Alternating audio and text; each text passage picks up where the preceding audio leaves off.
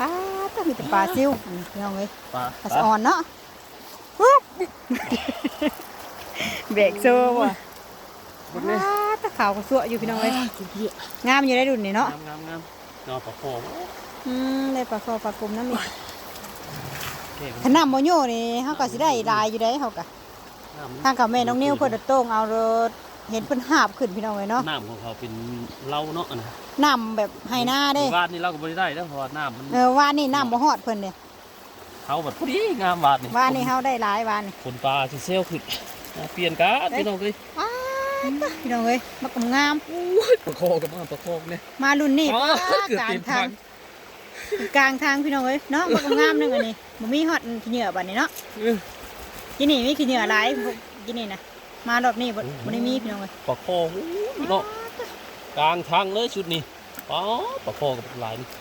เจ้าบ่เอาหยังมาใส่มันเนาะ นิกเขาเลย ยิกเจ้าเอา